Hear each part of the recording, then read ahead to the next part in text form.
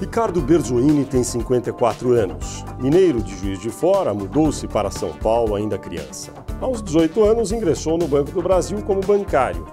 Em 1985, Ricardo Berzoini foi eleito delegado sindical e, no final da década de 90, foi o presidente do poderoso Sindicato dos Bancários de São Paulo, Osasco e região.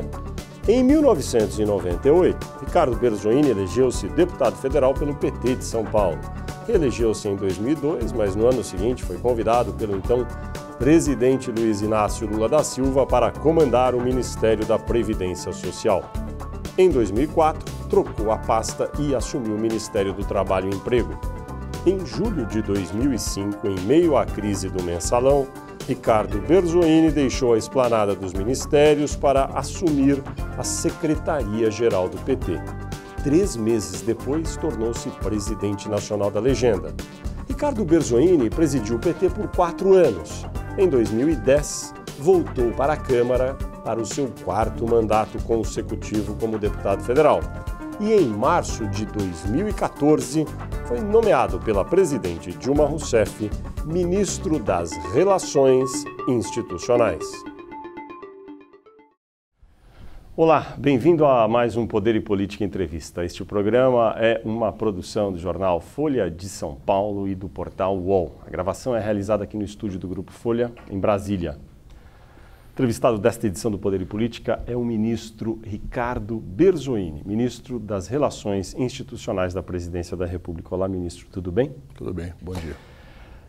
Ministro, o senhor assume a Secretaria de Relações Institucionais em meio aí a um processo rumoroso entre o governo e o Congresso a respeito da criação de uma CPI para investigar a Petrobras. Neste momento, as CPIs, os pedidos estão em suspenso. O que o governo espera de desfecho para esse episódio? Primeiro, Fernando, acho que é importante lembrar que não é a primeira vez que em ano eleitoral nós temos tentativas de CPIs ou ocorrência de CPIs que tenham um conteúdo eleitoral, conteúdo de disputa política entre situação e oposição. Eu sempre digo que a CPI é um instrumento muito valioso do Poder Legislativo para ser banalizado. Lamentavelmente, ele tem sido banalizado em muitas situações e, pelas vezes, falta de conteúdo real, falta de objetivo claro, muitas vezes chega ao final da CPI com a sensação que o povo descreve como pizza. Ou seja, você não tem consequências reais do processo que possam, de fato, melhorar a gestão pública ou apontar caminhos para o combate efetivo à corrupção. Então, nesse caso particularmente, acho que a oposição, mais uma vez, tenta estabelecer, no caso da Petrobras, um processo de investigação meramente político-eleitoral.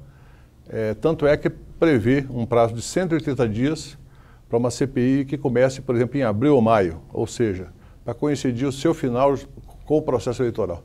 Nós acreditamos que não é o melhor caminho, até porque os fatos que estão sendo colocados como fatos determinados estão todos sob investigação de CGU, Ministério Público, TCU e todos os órgãos de apuração. Agora, esse prazo é mais ou menos padrão das CPIs, não é? Esse prazo de duração.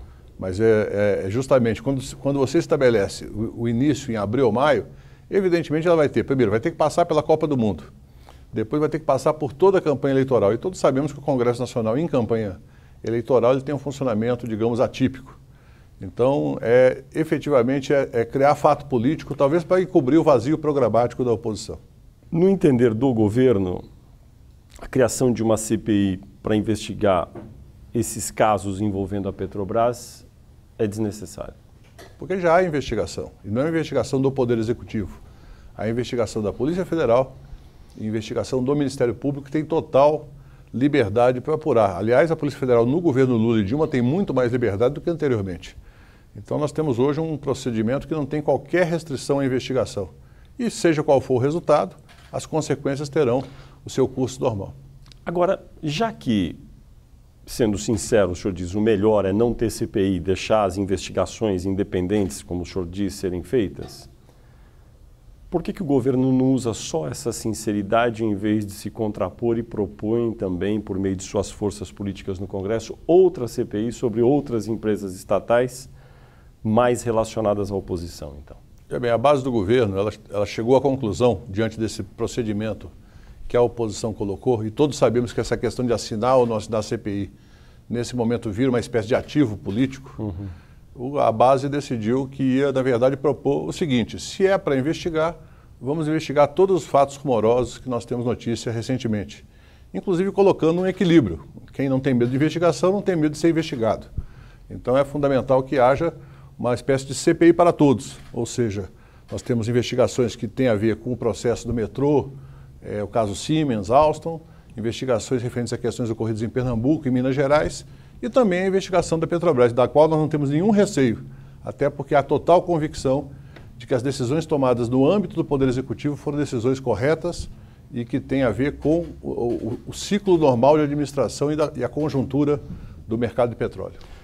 É correto interpretar que essa estratégia é para embolar o meio de campo, faça uma CPI para se investigar tudo, não vai acabar se investigando nada e as coisas se anulam, é isso? Não, eu acho que se for para investigar tudo, tem que investigar tudo. Na verdade, mas o senhor não disse que a CPI tem, às vezes, dificuldades para fazer investigação, sobretudo num ano como esse, que vai ter eleição, Copa do Mundo? Exatamente. Eu acho que a CPI, em ano eleitoral, o seu funcionamento é muito contaminado.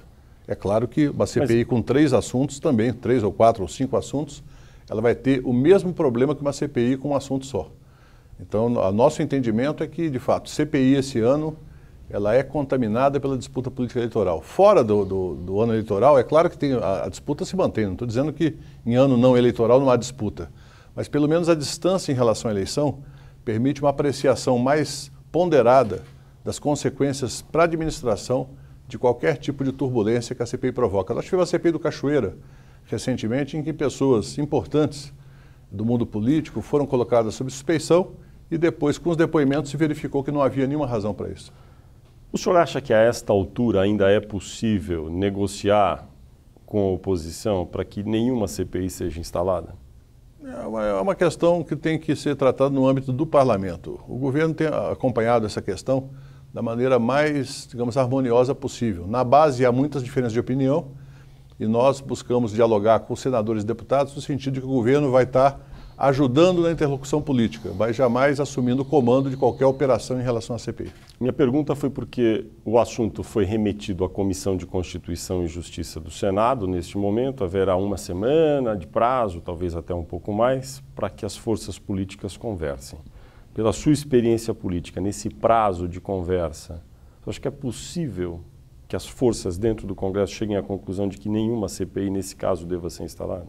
Não, possível sempre é, mas eu não creio que haja um ambiente propício para isso hoje. Na verdade, haverá muita disputa, digamos, de mídia nesse processo e sempre é aquele jogo. Quem é a favor da CPI, quem é contra, quem está com medo, quem não está. E eu creio que a melhor maneira de travar esse debate é efetivamente no próprio âmbito da Comissão de Constituição e Justiça, até porque a decisão que o presidente Renan proferiu, do ponto de vista da resposta à questão de ordem, as questões de ordem colocadas, foi uma decisão muito bem fundamentada. Então agora a CCJ tem que analisar, tem que nomear um relator e avaliar qual o caminho a seguir, que eu acredito que o melhor é esse, da CPI ampla, que possa fazer uma apuração decente de todos esses casos. É óbvio que no ano eleitoral sempre com um grau de contaminação política. Tem gente que acha que o presidente do Senado, Renan Calheiros, atuou nesta semana a favor do governo, postergando a decisão sobre a instalação da CPI. Foi isso? Não creio. Até porque ele tinha 2 questões de ordem bem fundamentadas. As 2 questões de ordem estão bem fundamentadas, baseadas em outras decisões, inclusive do Supremo Tribunal Federal. Então são questões que têm que ser examinadas do ponto de vista jurídico. É claro que nós estamos no fórum político, a CCJ do Senado ou da Câmara, ela examina o aspecto jurídico, mas sempre com uma disputa política presente. Eu não creio que tenha sido uma manobra do presidente do Senado a favor do governo. Eu acho que foi uma decisão ponderada, já que qualquer decisão diferente que ele tomasse, certamente seria muito mais contestada. O senhor está assumindo a Secretaria de Relações Institucionais da Presidência da República e sua antecessora, Ideli Salvati, era, às vezes, crucificada pelo fato de fazer alguns compromissos com o Congresso, com os aliados do Palácio do Planalto, e depois não ter poder suficiente para honrar alguns desses compromissos. É o que se ouvia dentro do Congresso. No seu caso, como vai ser a sua atuação? E 2, o senhor vai ser mais empoderado do que foi a sua antecessora nesse caso? Fernando, eu convivi com vários ministros de Relações Institucionais, desde o Aldo Rebelo, Jacques Wagner, Tasso Genro, Valfrido, Zé Múcio, Luiz Sérgio, Padilha e a própria Ideli. Todos tinham essa contradição. A Secretaria de Relações Institucionais não é um espaço, digamos, decisório do governo. Ele é um articulador político. Quem tem que cumprir os acordos políticos feitos, as questões de ocupação de espaço e os projetos estratégicos que o governo dialoga com deputados e senadores, evidentemente é o conjunto do governo. O que eu dialoguei com a presidenta Dilma quando ela me convidou foi justamente no sentido de que é preciso estabelecer um funcionamento transparente em relação ao Congresso Nacional. E deixar claro, transparente é você poder dialogar sobre os grandes projetos, não estabelecer, digamos, um varejo parlamentar, mas estabelecer o fortalecimento da relação entre a base e o governo. Nós temos uma base muito heterogênea. Não é uma base homogênea ideologicamente. Não é uma base que tem, digamos, história comum passada. É uma base que é construída a partir de acordos políticos programáticos de curto e médio prazo, não de longo prazo. Então nós temos que fazer sempre esse debate sobre a participação no poder e a participação nos grandes projetos. Como nós aprovamos no ano passado, na LDO, um conceito de orçamento de emendas individuais impositivas, afasta inclusive esse problema de discutir sempre, vai liberar emenda, não vai? Não. As emendas vão ser liberadas. A questão fundamental agora passa a ser projetos estratégicos em cada estado, em regiões do país, e a questão da ocupação dos espaços administrativos do governo. O que é legítimo em qualquer democracia, é praticado no Japão, nos Estados Unidos, na Europa e na América do Sul toda. Então é um processo de coparticipação e sentimento de pertencimento por parte dos parlamentares. Muitas vezes o parlamentar não se sente tão pertencente àquele acordo político. A maneira de se sentir pertencente, efetivamente, é através da integração dele nas discussões estratégicas do governo. Claro que nós temos um tempo curto. Eu estou assumindo há 3 meses da campanha eleitoral e depois nós temos 3 meses de campanha e 2 meses de atuação do parlamento até o final do ano.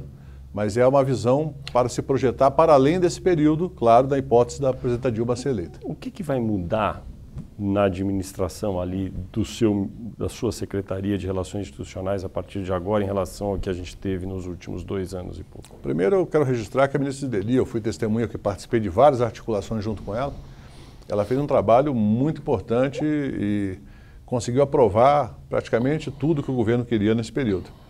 Nós tivemos várias quedas de braço com o Congresso, mas ao final de 70% a 80% dos projetos estratégicos do governo foram aprovados rapidamente e 15% a 20% teve alguma demora para ser aprovada. Uma ou outra derrota que o governo sofreu é da natureza do Congresso Nacional.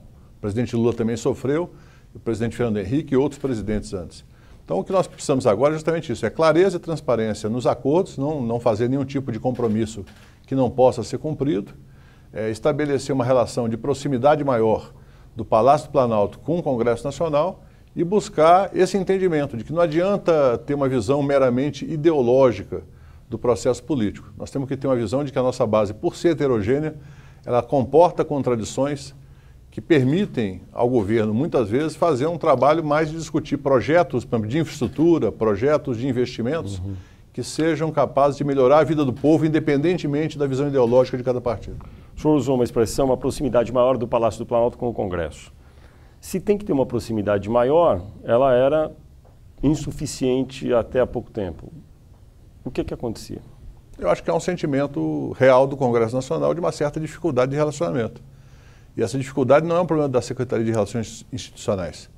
É algo que tem a ver com todo o governo. Então, um dos debates que nós estamos preparando para apresentar para o conjunto do governo é justamente uma agenda mais integrada. Por exemplo, vou dar o meu exemplo como parlamentar. Muitas vezes questões da área que eu atuo, questão da área tributária, da área do sistema financeiro, questões vinculadas à estratégia de democratização do acesso ao crédito, vinham para o Congresso Nacional sem um debate prévio com os parlamentares que têm, digamos, relação com esse tipo de tema. Muitas vezes você facilita muito a tramitação dos projetos se na fase de preparação da medida, evidentemente com exceção das medidas que exigem um certo sigilo, do ponto de vista da sua estratégia macroeconômica, por exemplo, você discutir previamente com um grupo de parlamentares facilita muito. Ou, por exemplo, evitar mandar uma medida provisória, um projeto de lei, sem antes consultar o que existe no Congresso tramitando e que pode ser aproveitado de um deputado da situação ou da oposição e que pode ser aproveitado para aprovar. Sem essa preocupação, olha, esse projeto é de um deputado da oposição ou não é do partido A, do partido B. Vamos trabalhar com a ideia de valorizar o Poder Legislativo nesse sentido, a elaboração e a preparação antes da tramitação efetiva dos projetos. Agora, o senhor tem pouquíssimo tempo. Nesse pouquíssimo tempo que o senhor tem neste ano, durante o final do mandato da presidente Dilma, quais são os 2 ou 3 itens que o senhor diria prioritários para discutir com o Congresso? Eu diria que a questão fundamental agora primeiro, é evitar qualquer tipo de impacto fiscal danoso. Nós temos um cenário internacional muito complexo na economia e isso afeta todos os indicadores econômicos do Brasil. E o governo da presidenta Dilma tem trabalhado com a seguinte lógica: a conta não pode ser apresentada para o povo. Nós temos que trabalhar para evitar que o impacto da crise atinja o emprego, a renda, fatores fundamentais para manter o otimismo e a perspectiva de futuro. Então é evitar a tal pauta-bomba fiscal que existe no Congresso, é isso? E há um entendimento, né? Foi assinado inclusive um pacto entre os partidos da base, no sentido de evitar projetos que tenham impacto fiscal que comprometam a execução orçamentária.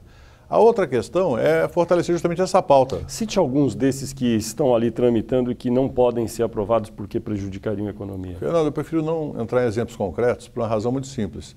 Se você olhar a pauta do Congresso, nós temos vários projetos que têm impacto de centenas de milhões, alguns de bilhões e outros que se projetam para o futuro, em termos de impacto orçamentário. Claro que o governo vai ter que selecionar aquilo que é mais razoável, factível, e aquilo que não tem, digamos, nenhuma possibilidade. Mas eu prefiro não citar exemplos porque eu acho que eu posso lembrar de uns e esquecer de outros e não informar corretamente. Já decidiu-se sobre quais eventualmente podem ser votados ou devem? Não há essa decisão. Mas aí estamos falando mais sobre aquilo que não deve ser feito. Tem alguma coisa que proativamente o governo vai buscar a partir de agora dentro do Congresso? Olha, acho que a maior vitória que nós conseguimos recentemente foi a aprovação do Marco Civil da Internet.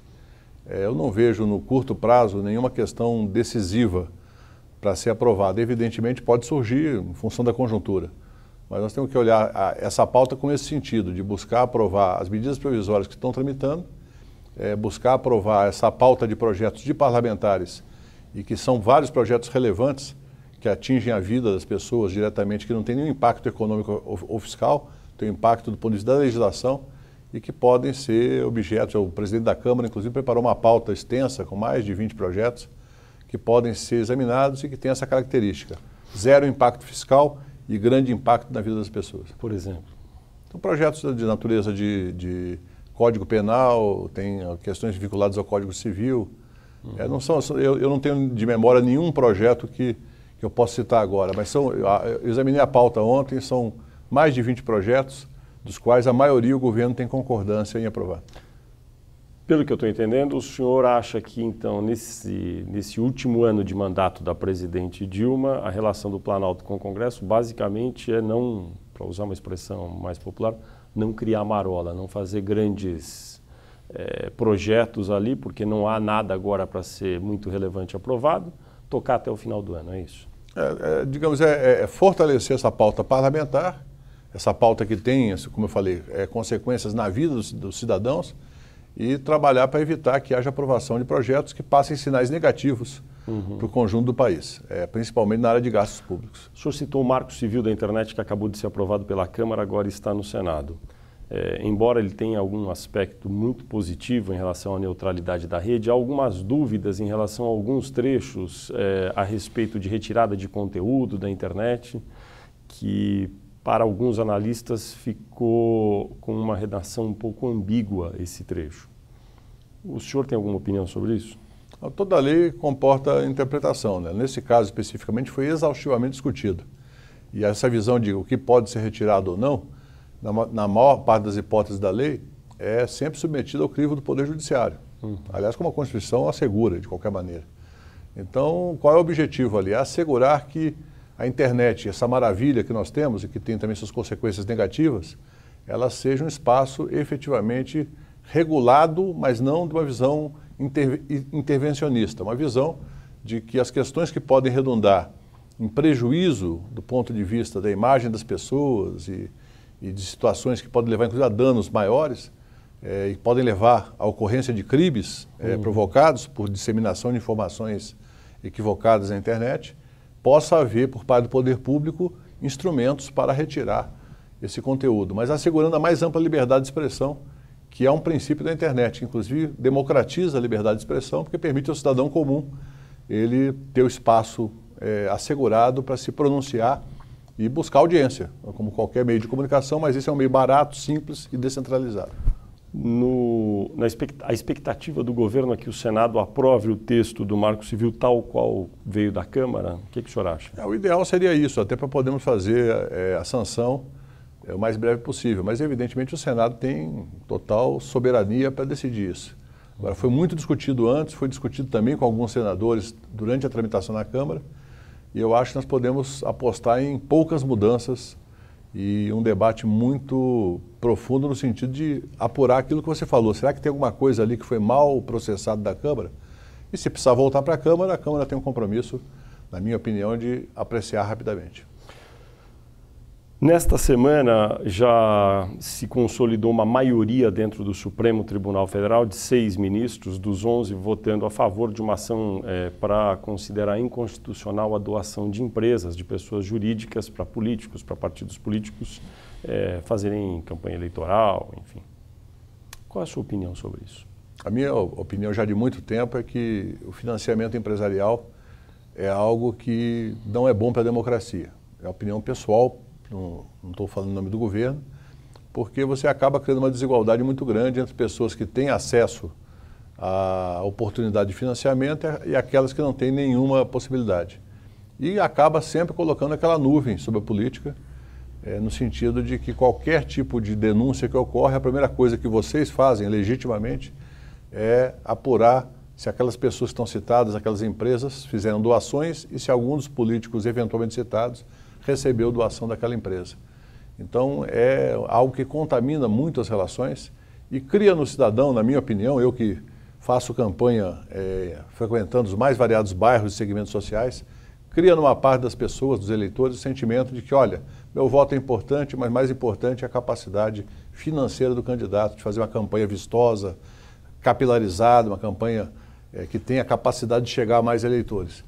Então, quando você elimina o financiamento empresarial, mantém o financiamento de pessoa física com limites, estabelece um fundo austero, modesto, público, como já é o fundo partidário, que é um fundo bastante, digamos, razoável para o funcionamento dos partidos, você permite que as campanhas talvez sejam mais modestas, menos pirotecnia e mais conteúdo, e que nós possamos ter também o financiamento através de um processo mais democrático e justificável, porque o que as pessoas perguntam é o seguinte: por que tal empresa doou 10 milhões de reais numa campanha?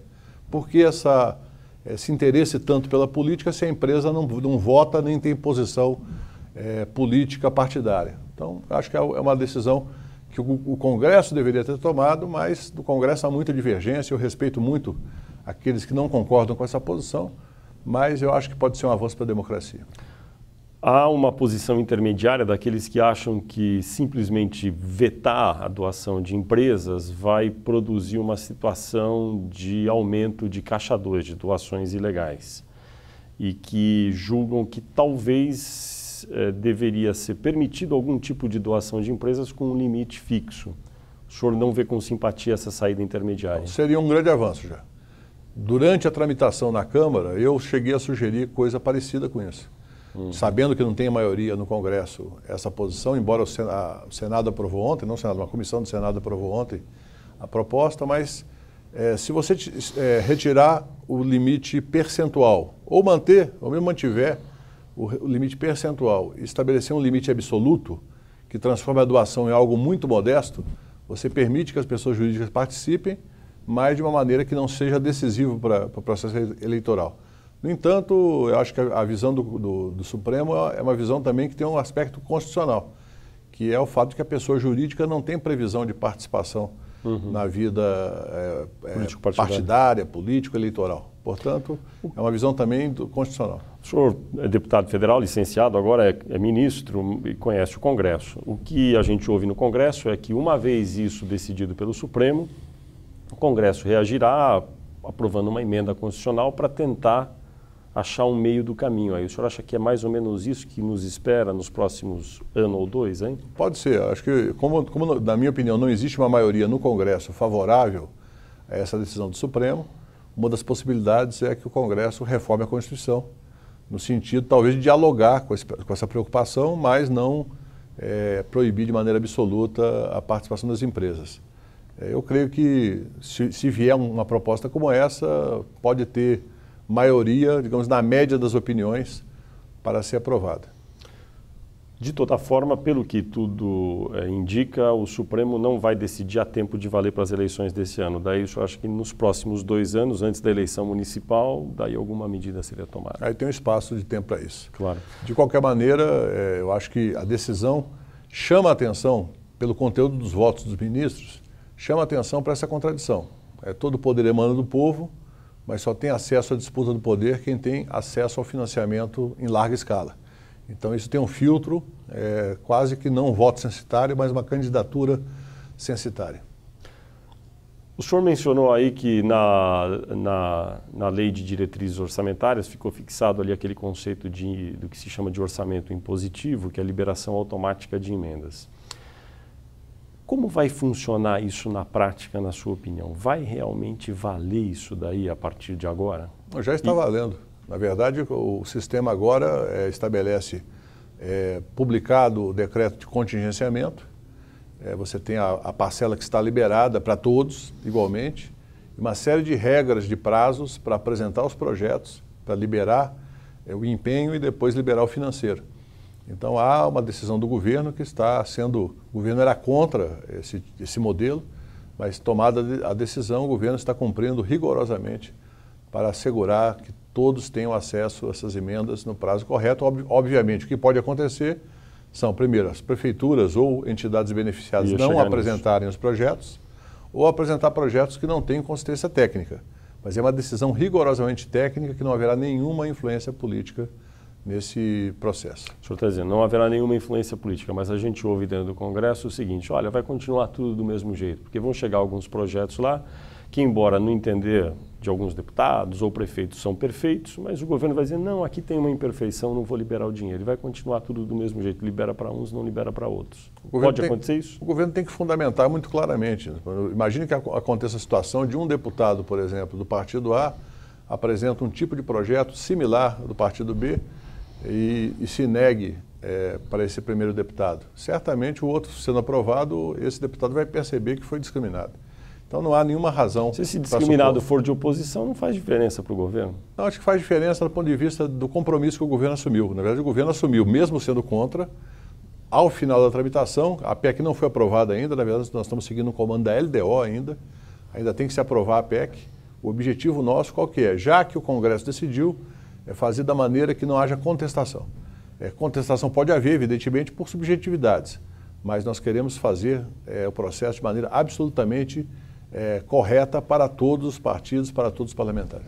A que o senhor atribui nos últimos meses essa certa insatisfação generalizada, sobretudo na Câmara dos Deputados, de congressistas aliados ao governo, essa insatisfação com o Palácio do Planalto? Nós tivemos 3 procedimentos simultâneos que geraram alguns atritos, incompreensões e divergências entre o Palácio e partidos.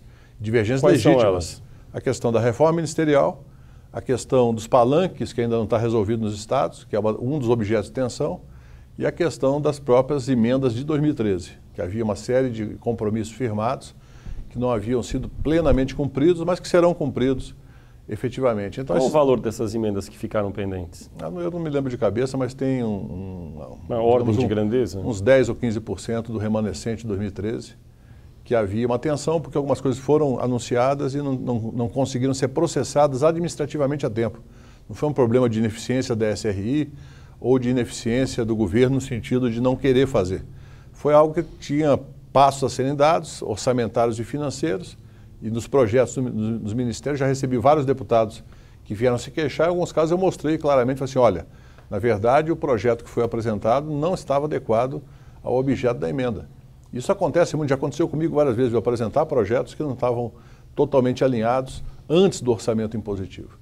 Então, acho que esses 3 elementos levaram uma atenção que é natural da política. Agora, vamos lembrar também que todo ano eleitoral, 2010, 2006, 2002 com Fernando Henrique, e antes, nós tivemos sempre um cenário de tensão no Congresso Nacional, porque aproxima-se a hora da eleição.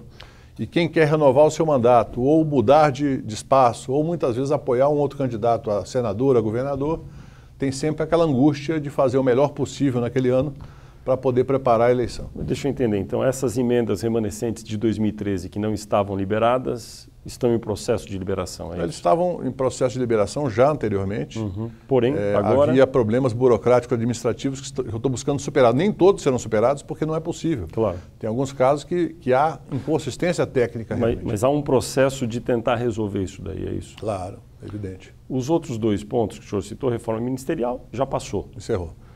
Agora, a Palanques ainda vai até junho, então eu devo entender que vai haver uma certa tensão até junho, pelo menos. Aí.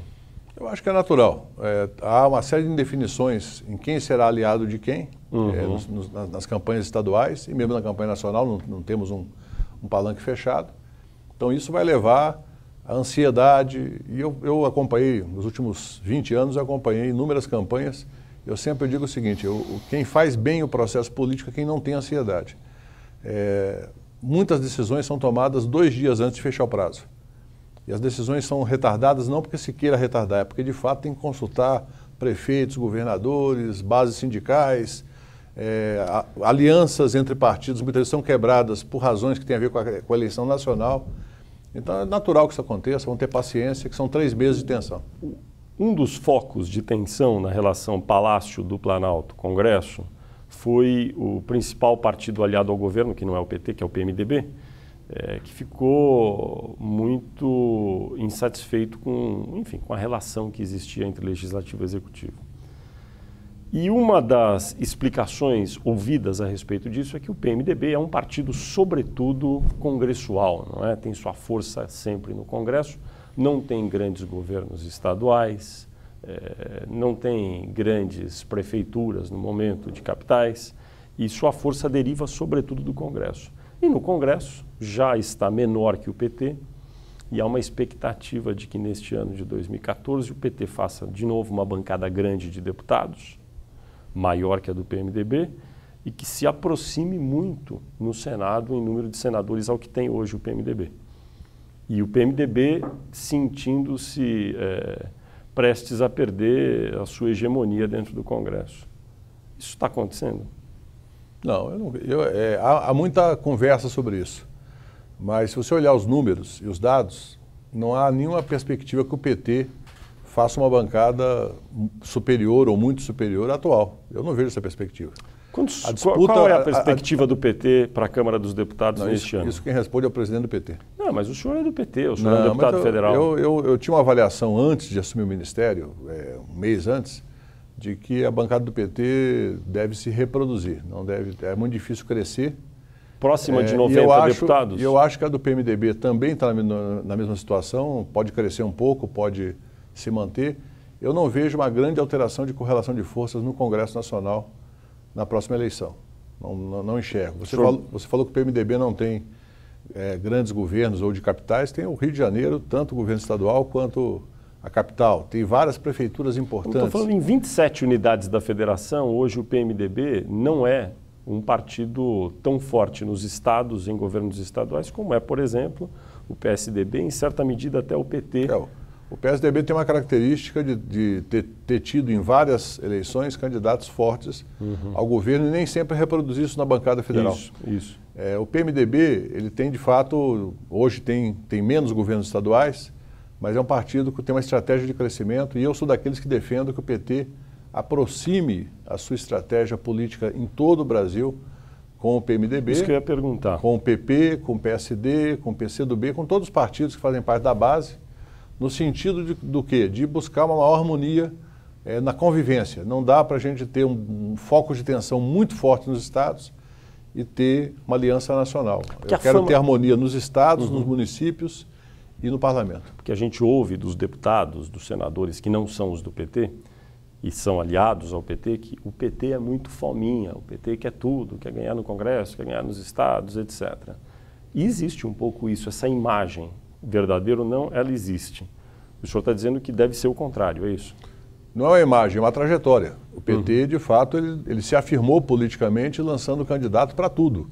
Só que quando você chega a um patamar de responsabilidade de governar estados importantes e de governar a República, evidentemente você tem, num cenário político partidário como o brasileiro, que é muito fragmentado e heterogêneo, você tem que fazer de maneira tranquila e serena concessões equilibradas. É claro que você não pode matar o partido na base, impondo situações para todos.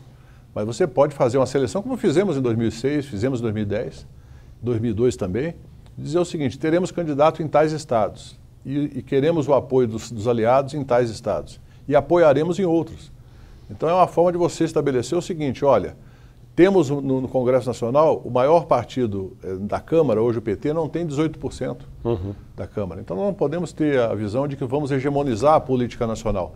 Nós comandamos uma aliança de centro-esquerda e que é responsável hoje por grandes avanços do país. E queremos que o PMDB, o PP, o PSD, o PCdoB, o PDT e outros se apropriem desses bons resultados também junto com o PT para disputar a política nacional. Não queremos uma hegemonia só do PT, queremos uma hegemonia do conjunto da base. Uma hegemonia da aliança formada em torno do governo. Exatamente. O que nos estados nem sempre se reproduz. Exatamente. Porque é uma característica da política brasileira. A cultura política de cada estado é diferente. Se você examinar, em cada estado existe uma trajetória diferente dos partidos que estão na base do governo hoje. Alguns partidos, inclusive recentes, que nem disputaram a eleição anteriormente, mas que têm políticos oriundos de partidos tradicionais. O PT tende a ficar com a maior bancada na Câmara dos Deputados. Tende a ficar. É difícil hoje ele prever. tem a maior bancada, com uma certa folga em relação ao PMDB. Seria, enfim, uma surpresa se houvesse aí um hockey, uma inversão de posições. Pode haver, mas... Como previsão, acho que é razoável dizer isso. Que mas o PT volte com a maior bancada. É impossível você afirmar, porque a eleição Claro. tem muita consequência das alianças estaduais. O presidente da Câmara dos Deputados, Henrique Alves, atual, é do PMDB do Rio Grande do Norte, deve disputar a eleição no Rio Grande do Norte, não deve voltar como deputado, e, enfim... o primeiro ponto de disputa política no início de um governo é quem vai comandar as duas casas no Congresso. O Palácio do Planalto sempre tem aquele discurso: olha, nós não nos intrometemos, esse é um assunto do Legislativo, mas é um assunto dos partidos também. É legítimo nessa lógica que o senhor está dizendo de ceder posições e compartilhar poder, que o Partido dos Trabalhadores no Congresso, em 2015, maior bancada na Câmara, ceda de novo para o PMDB a presidência da Câmara? Eu ajudei a fazer o acordo em 2007 que elegeu Arlindo Quinalha. E que houve aquele rodízio. Com o apoio do PMDB e que depois redundou na eleição de Michel Temer no período seguinte. E também apoiei de maneira entusiasmada a renovação do acordo que redundou em Marco Maia e depois Henrique Eduardo Alves. É bom que o senhor falou, o acordo foi renovado, mas ele também acaba agora. Não, acaba, mas não há razão para a gente imaginar que ele acabe porque nós não queremos mais. Ele acaba... Talvez devesse ser renovado? Ele extingue a sua validade nesse período. Mas PT, PMDB e outros partidos da base são decisivos para uma estratégia de consolidação política desse projeto que nós, do poder executivo, comandamos. Então, se nós queremos uma coalizão governamental e não só um arranjo temporário, e sabendo que o Brasil não é um país que tem uma predominância ideológica de nenhuma corrente, nós queremos fortalecer essa aliança com todos os partidos da base. Com o PMDB, que hoje é o segundo maior partido da Câmara e o primeiro do Senado, e tende a ser também uma força muito relevante na próxima eleição, e com os demais partidos também. Não temos qualquer tipo de dificuldade de fazer uma discussão sobre essa questão da composição do parlamento, da composição da mesa, a partir dessa visão política mais estratégica. Evidentemente, nesse momento eu falo claro, pela minha visão pessoal. Tem gente no PT que pensa diferente, tem gente no PMDB que pensa diferente. O que nós queremos é construir um ambiente em que haja esse sentimento de que não há deslealdade entre os partidos. O senhor acha que é desejável e execuível renovar esse acordo de revezamento entre PT e PMDB na presidência da Câmara, como existe até agora? Fernando, é cedo para responder, porque quem vai responder, inclusive, no momento apropriado, é o partido. Mas o senhor, que tem uma bancada é e seu fórum. Mas eu, como deputado, e hoje com a responsabilidade que tenho, eu tenho o desejo, sempre declarei isso, de fortalecer a relação com o PMDB e os demais partidos da base, por reconhecer, na análise do que é o quadro sociopolítico brasileiro, reconhecer que o Brasil não tem nenhuma predominância específica ideológica. E que o que legitima o PT a ficar no governo até hoje é exatamente o apoio desses partidos e o diálogo com a população sobre programas como Minha Casa Minha Vida, o Bolsa Família, o ProUni, a geração de emprego, que são os elementos que dão, digamos, sustentação política para esse projeto. O senhor nasceu em Minas Gerais, então, enfim, fez carreira em São Paulo, mas está dando uma resposta mineira aí. Mas o senhor acha desejável que exista esse acordo? Você sabe que eu acho que tem mineiros que não são tão mineiros assim. É verdade. Alguns dão caneladas de uma maneira que até desonra a atuação pretérita dos seus antecessores. Mas, de qualquer maneira, eu prezo muito essa característica da política de poder elaborar em tese e poder, muitas vezes, parecer mineiro, entre aspas, para responder uma pergunta. Porque eu acho que é fundamental você projetar que nós temos uma campanha eleitoral pela frente. Nós não sabemos o que vai acontecer. Não só em termos de resultado, mas o próprio processamento da campanha eleitoral.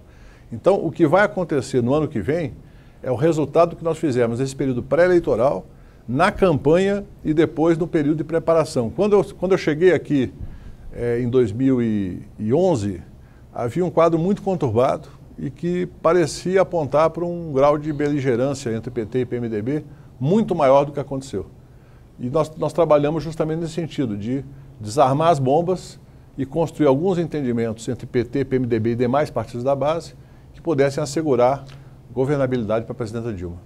Eu estou entendendo que o senhor não deseja dizer agora se esse acordo deve ser repetido, o acordo PT-PMDB para comando da Câmara. Se eu disser, primeiro eu estou sendo impróprio, porque eu não tenho o comando desse processo. Eu tenho a participação nas opiniões. E segundo, eu acho que depende das eleições e da campanha. Agora, posso dizer, para responder de maneira mais direta a sua pergunta, que eu faço um balanço positivo do acordo de 2007 e do acordo de 2010. Eu não sou daqueles que acham, olha, isso foi errado, isso foi um equívoco, não. Eu acho, como eu disse, reconhecendo a situação política do país e entendendo que ninguém tem hegemonia ampla para poder comandar diretamente o processo sem colaboração com outras siglas, eu acredito que o acordo amplo é o melhor para o parlamento e o melhor para o Brasil. E replicadas as condições atuais, no ano que vem, enfim, buscar um acordo de compartilhamento de poder no Congresso, nesse caso, seria um caminho... Não é algo fora do radar. Nós temos que pensar justamente o seguinte, como o PT pode ser a maior bancada na Câmara, mas isso não assegura o comando legislativo. Isso não é um pré-requisito, digamos, absoluto para isso, até porque o PT... Há uma tradição, né, na Câmara. Mas... Não, há uma tradição que nem sempre foi honrada e que nem sempre foi o comando central para as negociações. Até porque podem se formar blocos. Veja bem, os partidos têm uma ordem de prioridade, mas a formação de blocos inverte essa ordem. Então nós estamos trabalhando com a ideia de que é preciso construir um diálogo franco para evitar que haja justamente manobras subterrâneas que possam prejudicar a relação nossa. O PT não deve imaginar que, por ser eventualmente a maior bancada, deve sempre ser hegemônica e comandar tudo, é isso? Não. Até, como eu te disse, o PT é a maior bancada da Assembleia Legislativa de São Paulo. E como é oposição no comando legislativo. Mesmo sendo situação, o PMDB em 2007 tinha a maior bancada e concordou em abrir mão para que o Arlindo Quinalha fosse presidente da Câmara. E depois nós honramos o acordo com o Michel Temer e depois Marco Maia e Henrique Eduardo Alves. Então não há nenhum pré-requisito. Não quer dizer assim, o acordo está renovado automaticamente, não. Isso é objeto de diálogo. Ou o acordo será desfeito porque já deu. Não, vamos trabalhar com calma, fazer a eleição, vamos ver qual é o resultado das urnas, quem é a maior bancada, essa maior bancada se expressa de que maneira na relação com os partidos. E o senhor, pelo que eu estou entendendo, vai trabalhar sempre para quebrar essa imagem de que o PT busca apenas a hegemonia e não quer dar nada para os outros, é isso? O principal objetivo do PT é consolidar um projeto político que foi aprovado em 3 eleições, uma eleição e 2 reeleições. Se nós temos esse objetivo e acreditamos nesse programa de governo, nessa estratégia para o país, nós temos que buscar aliados. Não temos que buscar aliados ressentidos ou inimigos. Nós temos que trabalhar para construir um bloco que tenha, obviamente, não o programa do PT só. É o programa de um bloco de partidos que constrói uma nova dinâmica para o país. Em 2010, a presidente Dilma Rousseff foi eleita presidente da República com uma aliança formal de 10 partidos políticos, o PT e outros 9. Alguns desses aparentemente não estarão, outros devem ser agregados. Que tamanho o senhor imagina que vai ser essa aliança no final das contas? Está caminhando para quê? Vai ser uma aliança ampla. Nós tivemos em 2006, você se lembra, apenas PT, PRB e PCdoB. Uma aliança estreita, formal, com apoios políticos informais. O tamanho da aliança é importante, não só em tempo de televisão, mas também para fazer o diálogo político da base, onde nós temos vereadores, prefeitos, que têm um papel muito importante na eleição. Agora, não é o único vetor. Agora, nós estamos trabalhando para fazer uma aliança ampla, tentar reproduzir ao máximo, reconhecendo as diferenças de conjuntura em relação a 2010, reproduzir ao máximo essa aliança que nós fizemos em 2010.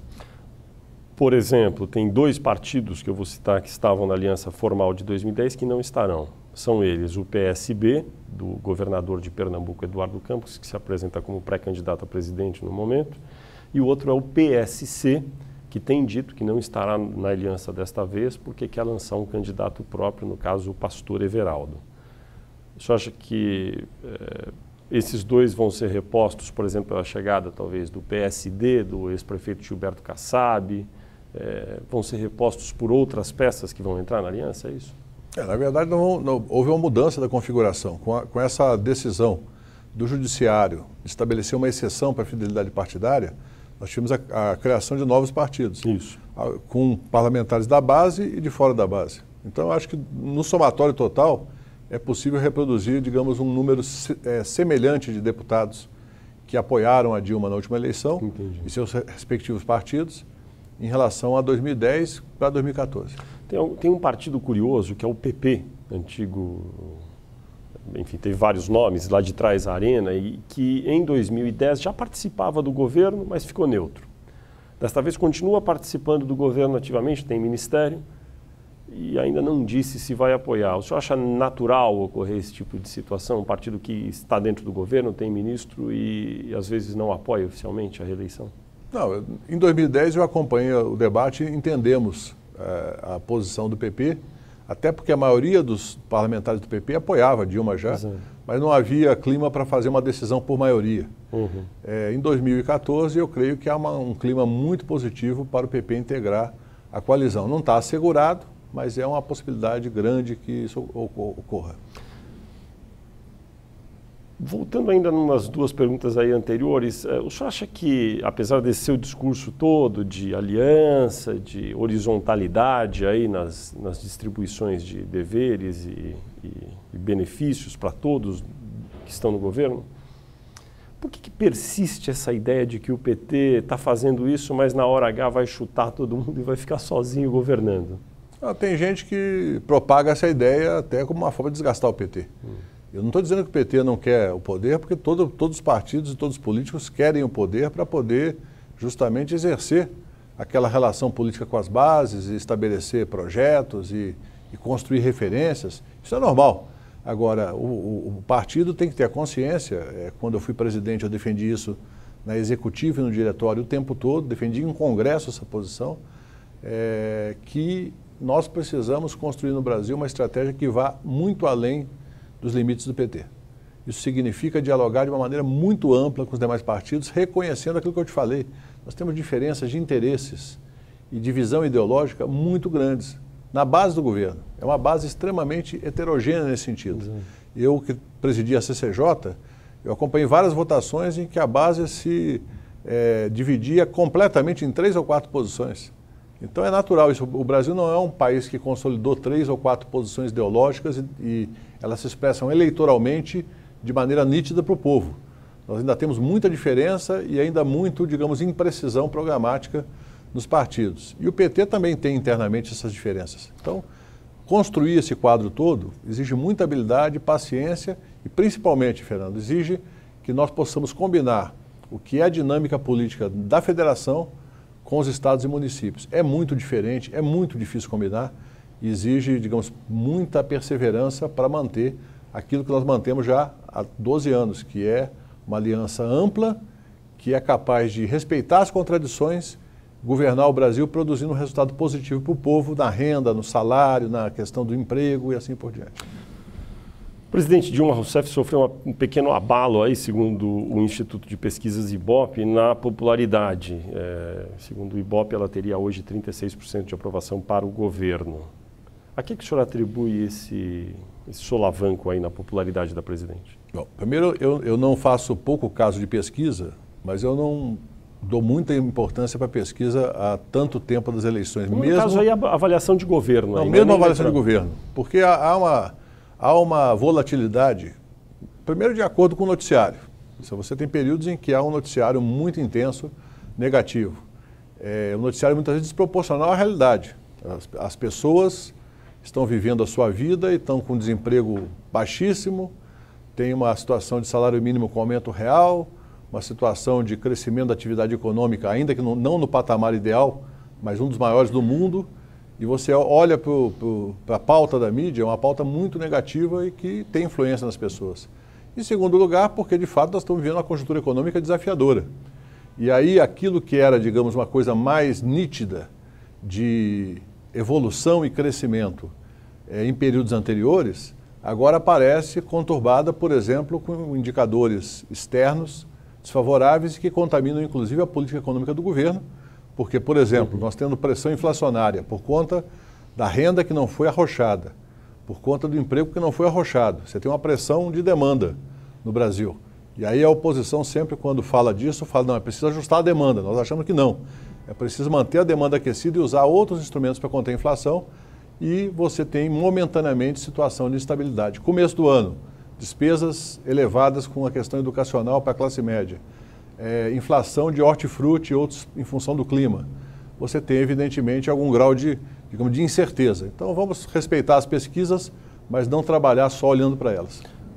Há um movimento incansável dentro do seu partido, às vezes até fora dele, que é chamado de volta a Lula, que é pela volta do ex-presidente da República como candidato do PT a presidente da República neste ano. O que o senhor acha disso? Primeiro, eu não concordo que haja esse movimento. Eu convivo com deputados, senadores, dirigentes do partido. O senhor nunca ouviu isso? Não, ouvi pontualmente, é claro que ouvi, mas não de pessoas que têm a responsabilidade de direção do partido e nem de maioria de bancada, por exemplo, ou maioria de prefeitos, de governadores.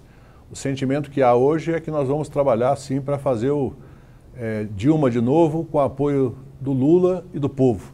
Vamos trabalhar para viabilizar uma eleição onde fique explícito a diferença de perspectivas para o país entre o nosso projeto e o projeto da oposição. E, principalmente, lembrar que Dilma e Lula são parte do mesmo projeto. Não há dissociação. Não há hipótese viável para que Lula volte e seja o candidato este ano ainda do PT a presidente? Não há essa hipótese. Dilma é a nossa candidata, ela tem o apoio do partido como um todo. Ninguém nunca colocou essa discussão em diretório nacional, ninguém nunca colocou essa discussão em fóruns do partido. E eu posso assegurar que a imensa maioria da bancada do PT não tem qualquer cogitação em relação a isso. Se tiver 2, 3 ou 4 pessoas que tenham essa perspectiva, não falam abertamente. Podem falar nos corredores, mas não falam abertamente. E na base do partido, hoje, há um sentimento muito forte em relação a essa perspectiva de reeleger a Dilma como primeira mulher presidente da República e que cumpriu rigorosamente todos os seus compromissos que assumiu com o povo brasileiro e com o partido, evidentemente mediado pela conjuntura e pelas circunstâncias, mas não desonrou em nenhum momento aquilo que nós projetamos em 2010. O aliado histórico PSB do PT em muitas eleições agora estará separado do PT. O governador de Pernambuco, Eduardo Campos, que deve ser o candidato do PSB a presidente, se tivesse ficado dentro da aliança, teria perspectiva algum dia de ele ser candidato a presidente com apoio do PT? Olha, eu nunca cogitei essa discussão dentro do partido. Eu acho que é uma questão que ficou no campo das hipóteses. É claro que ele, como aliado, e que participou ativamente, da maior parte apoiou todas as medidas que foram tomadas por Lula e por Dilma até o momento em que decidiu sair, ele seria uma das figuras que poderiam ter O senhor acredita que algum dia o PT vai apoiar alguém para presidente que não seja do PT? Se depender de mim, sim. Eu sempre defendi que o PT não pode ter a ilusão de que vai comandar uma coalizão de forças partidárias sempre na cabeça. Se tiver uma liderança que se imponha pela sua capacidade, pelo seu discurso, pela sua lealdade e principalmente pelo alinhamento com esse conjunto de partidos, não há razão para o PT achar que tem a hegemonia, a primazia, o monopólio de candidaturas. Se nós quisermos que esse projeto continue, nós temos que atrair pessoas que reconheçam no PT um aliado leal e capaz de agregar, e não um aliado que se impõe só por uma eventual posição de força. Mas está longe esse dia ainda, não está? Olha, Fernando, aí é uma opinião sua. Eu, pessoalmente, se olha, depender de mim... o que a gente ouve não é nem opinião. Este ano, a candidata é Dilma Rousseff à reeleição. É legítima, ela é presidente que queira concorrer à reeleição. Em 2018, até o ex-presidente Lula vive sugerindo que ele pode voltar a ser candidato. Vai demorar muito, então, para que alguém tenha uma chance aí de encontrar um lugar ao sol na aliança. Na política, qualquer previsão há mais de 2 anos do evento... Sim, até 1 ano. É algo absolutamente imponderável. Claro que o presidente Lula é uma figura que tem sempre a possibilidade de ser candidato. Claro que, se for necessário, e ele achar que pode cumprir essa tarefa, ele cumprirá. Mas se surgir uma outra perspectiva que possa agregar e que possa significar, inclusive, algo projetando para frente na política do Brasil, por que não trabalhar com isso? E eu acho que isso daí depende, evidentemente, da capacidade dos partidos de apresentar alternativas. Liderança não se impõe, liderança não se estabelece a partir de decreto, liderança se constrói. O presidente Lula teve que percorrer uma longa trajetória até que o povo brasileiro se sentisse seguro para depositar nele a confiança em 2002. E nós estamos aí nesse projeto que tem resultado em avanços significativos para o povo. É a única razão para que a gente possa manter, depois de 12 anos de governo, manter a perspectiva de continuar apoiado por um largo espectro da política brasileira. Um deputado federal do seu partido importante, que ocupou cargos já de direção, agora é vice-presidente da Câmara, André Vargas, foi protagonista, e está sendo protagonista de um caso rumoroso, no qual ele foi de férias da cidade dele, Londrina, no Paraná, para Paraíba, num avião que foi oferecido a ele por um doleiro, que no momento está preso aí por conta de uma operação da Polícia Federal. Qual a sua avaliação sobre esse caso? Ele prestou ontem esclarecimentos da tribuna da Câmara. Acho que uma pessoa que vai à tribuna da Câmara rapidamente para apresentar a sua colocação, independentemente do conteúdo, demonstra no mínimo que tem compromisso com a sua base, com o seu partido, com o parlamento.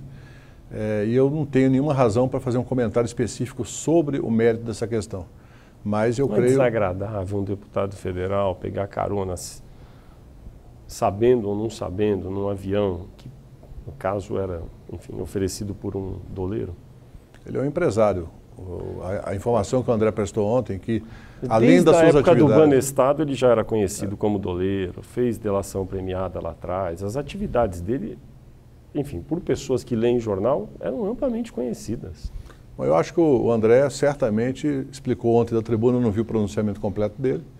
Ele deve ter manifestado de maneira, digamos, objetiva a sua opinião sobre o caso. Eu quero dizer que eu conheço a trajetória do André há longo tempo e sei que ele é um militante valoroso, que sempre colocou a sua vida pessoal a serviço da democracia. Se ele cometeu eventualmente algum equívoco agora, ele vai responder circunscrito ao fato. Se não cometeu, também será reconhecido por isso. Mas eu não quero julgar uma pessoa por um fato que pode ter sido, eventualmente, como ele disse, um deslize, um descuido, e que não configura, do ponto de vista pessoal, na minha avaliação, nesse fato em si, nenhum tipo de relação indevida com os fatos que estão sendo veiculados em relação a essa pessoa. O André é uma pessoa que eu conheço, pelo que eu conheço dele, é uma pessoa de bem. O senhor, quando foi nomeado agora ministro da Secretaria de Relações Institucionais, teve sua biografia sempre citada pelos jornais e citaram aquele caso rumoroso de 2006, quando o senhor estava no comando, ali era um dos dirigentes do PT também, o caso que ficou conhecido como os aloprados na eleição de 2006. Qual o saldo daquele caso, olhando hoje em retrospecto, anos depois? Fernando, sabe que um dos objetos do desejo de todo político é poder ter uma trajetória longa e sem ocorrências que possam afetar a sua imagem. E sem processo da justiça.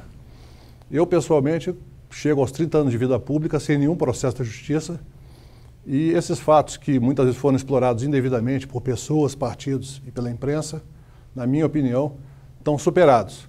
Evidentemente, na época houve muita ilação, muita especulação sobre o fato, mas o fato é que não houve qualquer consequência política para mim, tanto que eu fui reeleito e não tive nenhuma consequência judicial também. Então, é um fato que eu acho que está superado do ponto de vista da minha biografia. Evidentemente, é legítimo que as pessoas, quando citam, lembrem que eu tive pessoas que especularam com o meu nome nesse episódio. Os deputados e os senadores às vezes reclamam que a presidente recebe poucos congressistas, ou no palácio, ou em situações informais. A presidente está disposta a dar uma melhorada aí nesse desempenho dela nessa área? Eu acho que essa convivência é um dos objetos dessa visão de futuro, que eu acho que é fundamental, que é combinar aquilo que é a agenda administrativa, a agenda do dia a dia da campanha, do governo, com a interação com os parlamentares. Muitas vezes um deputado tem uma boa ideia, uma boa opinião a dar e não tem oportunidade nem de dar a um ministro ou a presidente da República. Então, você criando uma interação maior, você viabiliza muitas vezes entendimentos e aproveita boas ideias que estão na cabeça de um parlamentar individualmente e que ele nunca teve a oportunidade de discutir com o ministro ou com a presidente da República ou com qualquer outra autoridade que tenha responsabilidade para encaminhar. Mas isso aí o senhor, né, vai receber agora. O senhor acha que a presidente está disposta aí a entrar numa fase de receber mais? Não tenho dúvida. A presidenta tem, inclusive, já recebido bastante gente, intensificado sua agenda de visita aos estados, e eu acho que nós vamos ter mais interação e nós vamos construir, digamos, uma dinâmica mais agregada na base para viabilizar uma base que tenha mais entendimento e menos, digamos, motivo para ter divergência. Ricardo Berzoini, ministro das Relações Institucionais da Presidência da República, muito obrigado por sua entrevista à Folha de São Paulo e ao UOL. Obrigado a você.